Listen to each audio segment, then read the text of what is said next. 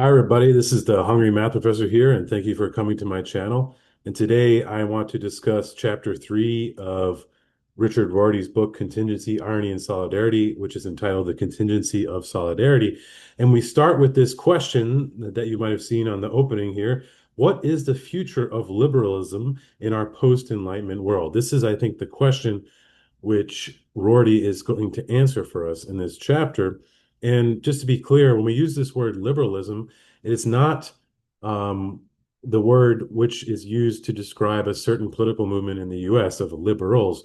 So liberalism is this political and moral philosophy centered on the rights of the individual, liberty, and government by consent. And so that's what we want to think of when we think of liberalism and not necessarily liberals in the United States or somewhere else.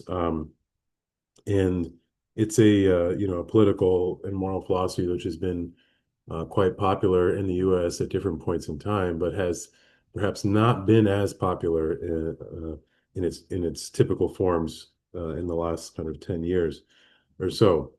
But he opens this chapter. Richard Rorty opens this chapter. By the way, Richard Rorty is going to give us a firm answer to this at the very end that I will read quotes about. So we will get a very firm answer, I would say, depending on what you like about what this is.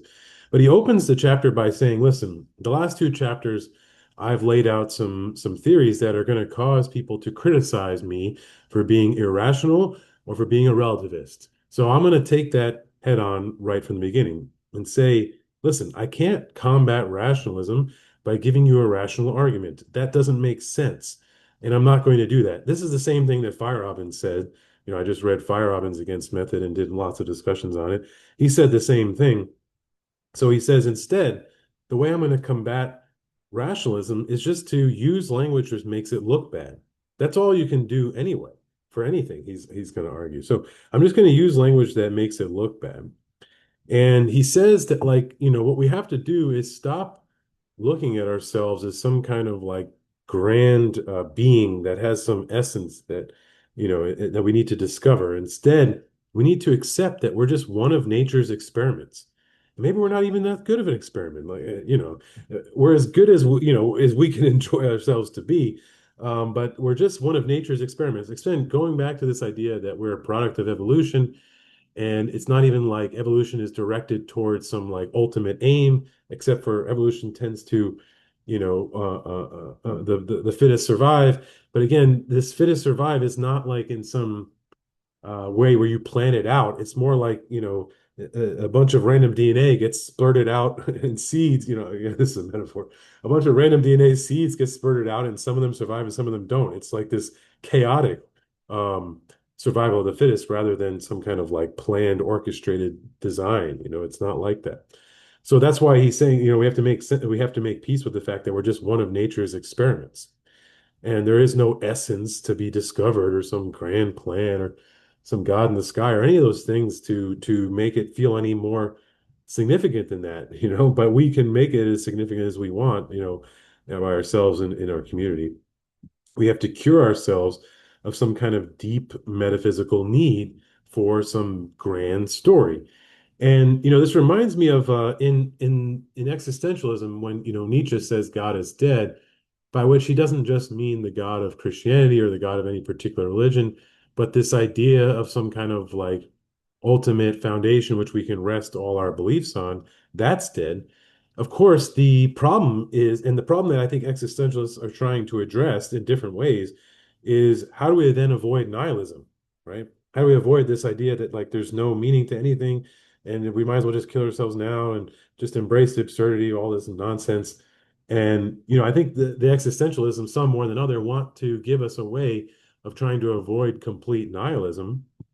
And I think what Rorty's doing for us here is to point out that, why is nihilism the natural place to go after God is dead or after rationalism is no longer the prevailing paradigm? And I think it's important to realize that, like, here's a metaphor for you. You should think of rationalism as like a drug that you were on, that you were feeling good about. And, this drug provided you with lots of great feelings and experiences and all these kinds of things. But when you come off of that drug, then you get into this period of withdrawal. And in that withdrawal period, that's like you're going into nihilism. All you can see is what the drug was doing for you that was good. And what you can't see is maybe some other way that you can live. Right? The same thing happened like when decided I was an atheist or I didn't believe in God anymore. There's this feeling that like, how are we going to be moral anymore then? Like, where does morality come from? Right? It's not that that's correct. It's just that when you've been inside of a Christian worldview for so long, and then you take off that hat of the Christian worldview, then your way of seeing the world is kind of distorted and messed up, and all you can see is a lack of morality, um, because you're still trying to see the world from a Christian worldview that you don't have anymore, right? But as you let that wash over you a little bit longer, you realize, oh, well, a lot of the reasons why I was moral before still apply now. I wasn't actually being moral because of the Bible per se, though I was influenced by the Bible. I was being moral because there's something inside of me that thought it was a good thing to do, and I was influenced by my parents, and I was influenced by the people around me. And the same thing I think happens with rationality when you realize that when you step back and let it wash over you, that rationality was just one system for trying to make sense of the world, but never actually gave you black and white answers anyway. There was like a pursuit to try to find these black and white answers or these essence to yourself. But at the end of the day, it never actually told you what to do or how to be moral. It just gave you this feeling that you might eventually find it. When you realize that, you realize, oh, I was able to live a meaningful life before when I thought rationalism was possible, and I didn't have black and white answers. So I guess I can still do that now, right? And so nihilism is avoided by realizing that um, it was just the same before as it is now, and this being made choices and had values and cared about people just like it did before. And some people will, and some people won't, but it's not really a product of their philosophy or their worldview per se, though they're definitely influenced by those things. But sometimes it's just like a product of some biological processes that are maybe even too complicated to describe, right? That people are bad sometimes or do things that we don't like for like reasons that are not necessarily linked to some kind of philosophy or worldview, right? And and that's not to say that ideas don't matter. It's just they're just one more variable in this super complicated soup of things that make up who we are and what we do. So again, he says that there's just no relativistic predicament.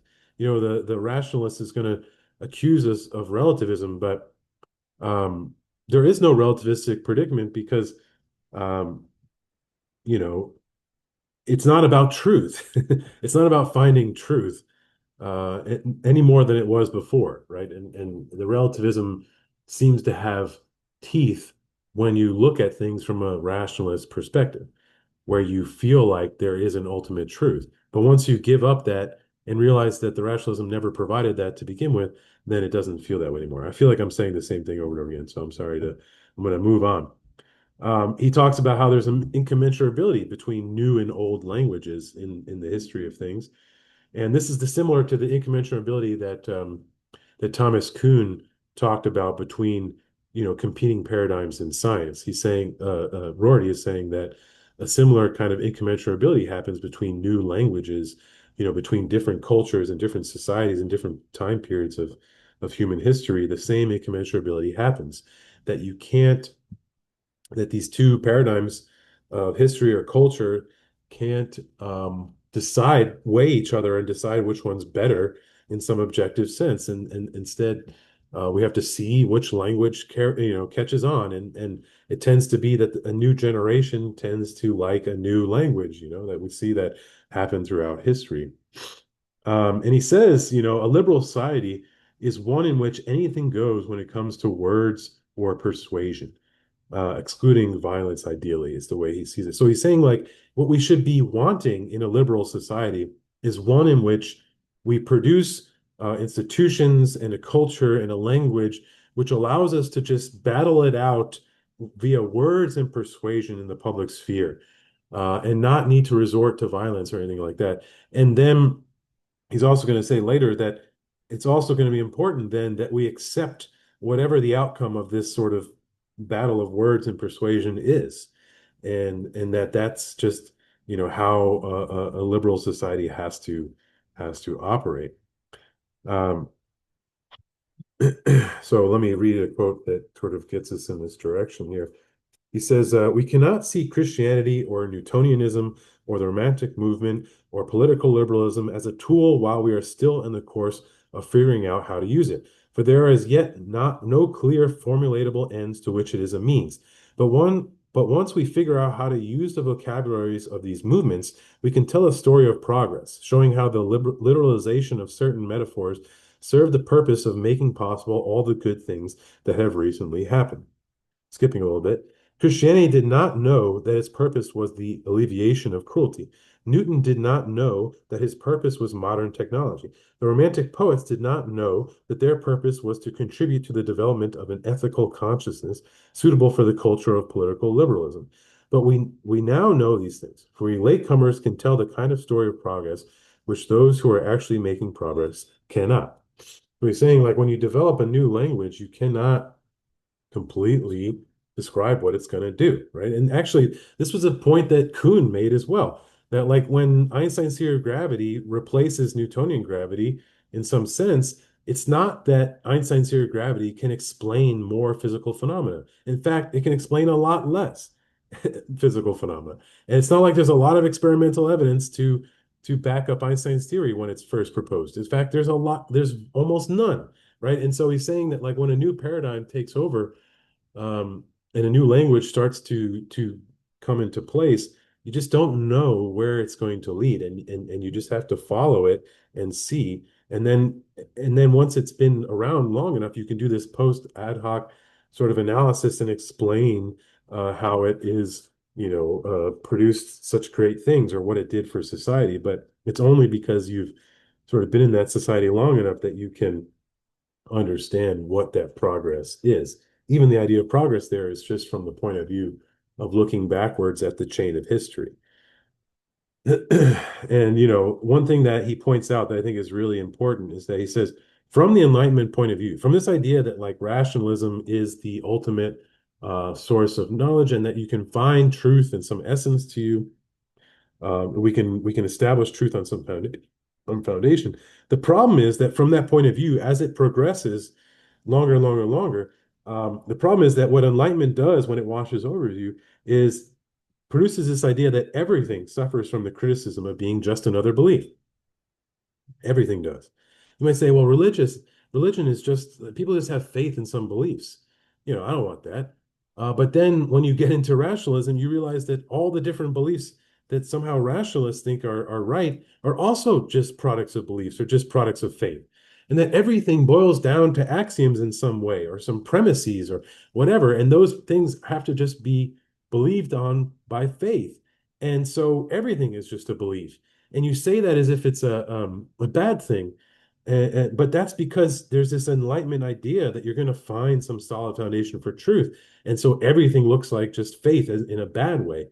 But we need to dissolve that because if everything is just faith, then maybe we have to make peace with it, right? Maybe there isn't some ability to find some, established truth that enlightenment or rationalism can find for us, in which case we need to embrace the fact that everything is just beliefs, and that's not bad. And that's just how, we have to choose values and things to care about. And at this point, he also brings up an idea that I thought was interesting, which is this idea of, can there be some kind of circular justification of political ideas? Now, this is a very heretical thing for a mathematician to say. So I'm not claiming that like mathematics or mathematicians should embrace circularity in mathematics. I'm definitely not claiming that. I don't want to do that kind of mathematics. Maybe there's some other logical system where you can make sense of circularity. I don't know of it, but I would be interested in checking it out. But I'm not claiming that mathematics should operate that way. That's ridiculous. But I am claiming that or I am interested in or open to, in the political sphere where you just gray area all over the place and it's really hard to make decisions that are somehow objective. Perhaps in that space where it seems like we do have to just embrace, um, these just paradoxical tensions between things, perhaps there is some kind of circular argument that can actually provide a basis of some sort. I don't want to say a foundation, but some kind of like win to our sails that can cause us to unite as people, right? I don't have a particular idea in mind, but maybe this kind of circular logic or some kind of circular cohesion of ideas is not so ridiculous in these political spheres where we have to embrace the gray area of things. Oh, I like that. Some kind of circular web of competing tensions, I think, is an interesting idea to think about. Okay, he's going to start to sharpen up his idea of what a liberal society to be should be, and he's going to read some quotes here by Rawls and then by Oakeshott that I really think are interesting. What just justifies a conception of justice is not its being true to an order antecedent and given to us, but its congruence with our deeper understanding of ourselves and our aspirations, and our realization that, given our history and the traditions embedded in our public life, it is the most reasonable doctrine for us. In another quote by Oakeshott, a morality is neither a system of general principles nor a code of rules, but a vernacular language. General principles and even rules may be elicited from it, but like other languages, it is not the creation of grammarians. It is made by speakers. What has to be learned in a moral education is not a theorem such as that good conduct is acting fairly or being charitable, nor is it a rule such as always tell the truth, but how to speak the language intelligently. It is not a device for formulating judgments about conduct or for solving so-called moral problems, but a practice in terms of which to think, to choose, to act, and to utter. This reminds me of Wittgenstein's ideas as well, but the idea is that like you learn morality by being a part of a society, by being part of a culture, by being a part of language users around you. And so then morality is about learning how to mitigate your private interests, what you want to do as an individual, and mitigate those with the interests of the community, the constraints that the community provides on you. And learning how to do that in a successful way is what morality is, I think, is what this is. And that's really interesting to me. And this sort of private public distinction you're going to see is going to be very important to Rorty's ideas as we move forward. In fact, he talks about this like morality versus prudence distinction and this private and public interest, um, that we have to make sense of that, or that there's not going to be a clear answer of how much should I express myself versus how much should I limit myself in the interest of a community. There is no black and white answer to that. Sometimes you're going to express yourself more than others, and sometimes you're going to be happy to limit yourself at the expense of your partner or at the expense of your family or your kids or your job or blah blah blah blah blah, right? There's no answer to that, right? There's no perfect answer, and depending on what side society you find yourself in, they're going to be valuing self-expression or the collective more or less, and you're going to have to deal with that in some way, right? And but the point is that for this kind of philosophy, that tension needs to stay alive. And what I mean is, you don't put down firm rules. You just allow the tension to keep evolving and keep being inside of you, and you try to do your best to come up with the solutions which that tension seems to suggest to you. And so on page 60, we get Rorty's idea of what a liberal society should be. A liberal society is one whose ideals can be fulfilled by persuasion rather than force, by reform rather than revolution, by the free and open encounters of present linguistic and other practices with suggestions for new practices. But this is to say that an ideal liberal society is one which has no purpose except freedom, no goal except a willingness to see how such encounters go and to abide by the outcome. It has no purpose except to make life easier for poets and revolutionaries while seeing to it that they make life harder for others only by words and not deeds.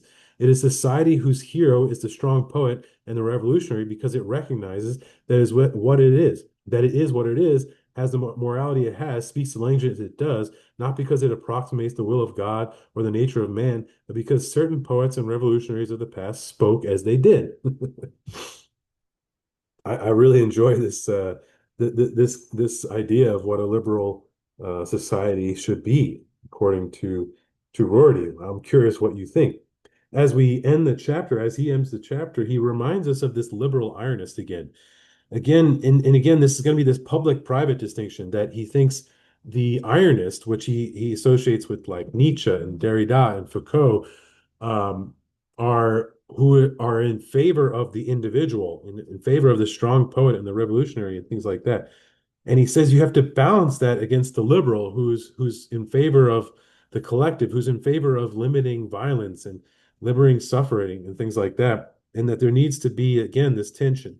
And again, he's going to point to Michael Foucault and Habermas as Jürgen Habermas as these two different thinkers that he wants to contrast his ideas with. Because he says that Michael Foucault is an ironist who's unwilling to be a liberal, and he says Jürgen Habermas is a liberal who's unwilling to be an ironist. And he's saying we need to correct these two thinkers by somehow creating a tension between them. It's not a synthesis. A synthesis seems to suggest that there's some way of combining them into a new thought. And Rorty's going to suggest, no, no, you don't combine them. You keep their tension between them. And there is no black and white answer to how to do that exactly. You just keep the tension alive. And that is an important tension to keep alive in their society. But again, he's going to disparage both of these points of view, um, because he says, Habermas wants like he wants to put up an ultimate sort of foundation where you just cultivate a society with domination-free communication. And that's the only thing you value. Of course, this is a way oversimplification.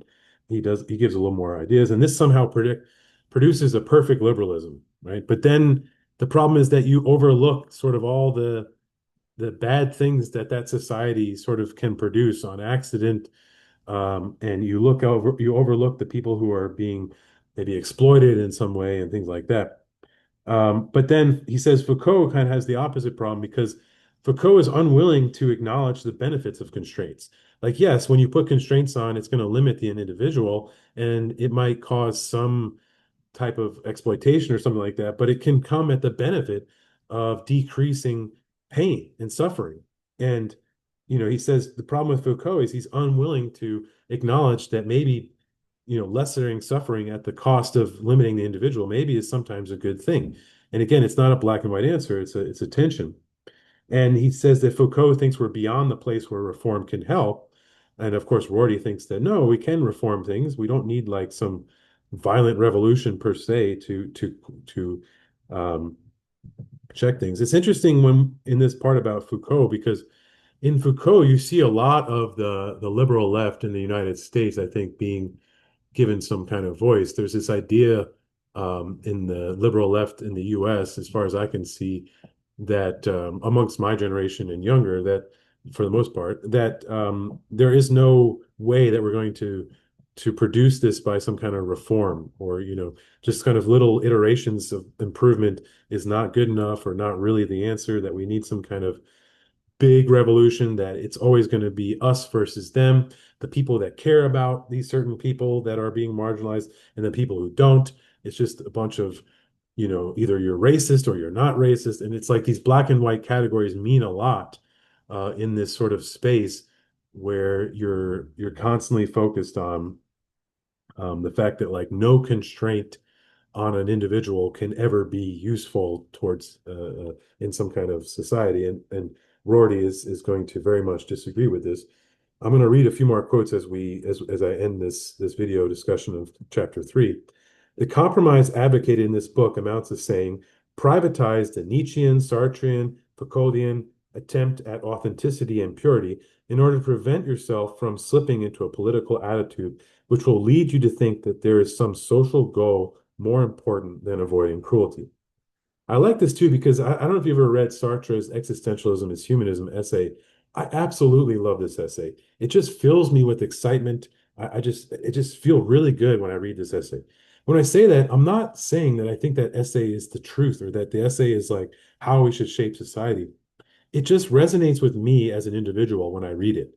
And I think this is what Rorty is trying to say, that there's a lot of inspiration in like Nietzsche's writings, Sartre's writings, Foucault's writings that are important, that this poetic spirit can really excite us and inspire us. And there's nothing wrong with that.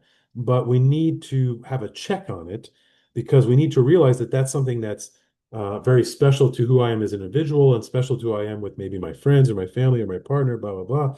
But on a society level, there needs to be a recognition that putting certain constraints in place on the individual can ultimately be better for the collective, and it can't be just one or the other, right? It's definitely Rorty's point. I think that's very wise.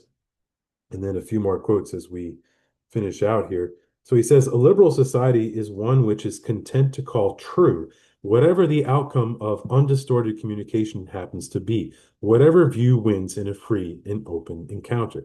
This is a tough thing, I think, to accept, right? Because a lot of times we want to control the outcome of things. And he's saying that, in a perfect liberal society, which maybe we'll never have a perfect liberal society, but in such a society, we have to just accept the outcome of like what happens in the public sphere after this debate happens. That could be tough, right? A few more quotes as we end here. He says, I agree with Habermas that as public philosophers, meaning Nietzsche, Heidegger, and Derrida, they are at best useless and at worst dangerous. But I want to insist on the role they and others like them can play in accommodating the ironist's private sense of identity to her liberal hopes.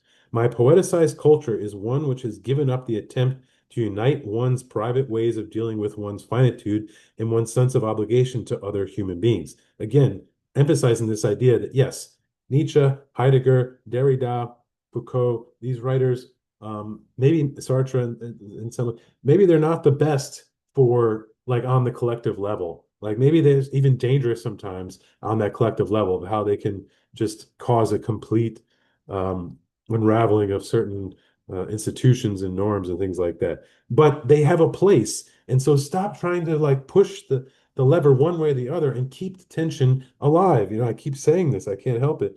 One more quote. Such a narrative would clarify the conditions in which the idea of truth as correspondence to reality might gradually be replaced by the idea of truth as what comes to be believed in the course of free and open encounters. I can't help but feel that what I'm reading here, what I'm discussing in these first three chapters of Rorty's book, are so important to U.S. politics right now. That we have this tension, or we have this. It's not really a tension. I think it's more like a black and white distortion of things that either you're on the side of the marginalized or you're on the side of the established culture. And there's no in between, there's no nuance, there's no ability to have tension between ideas. You're just with me or you're against me. And you see that both in conservatives and you see that with the liberal left. There's no desire to try to find the tension in all these different political ideas. There's no desire to actually talk to each other and try to create a space where we can listen and see what's going on between each other. There's no space for pluralism in our society as I can see it. Where pluralism means not just that your society contains a bunch of people that believe in different things, but that somehow the pluralism actually washes over everybody in a little bit, and that everybody can somehow appreciate the attention ideas, right? It's not enough just to have a diversity of ideas.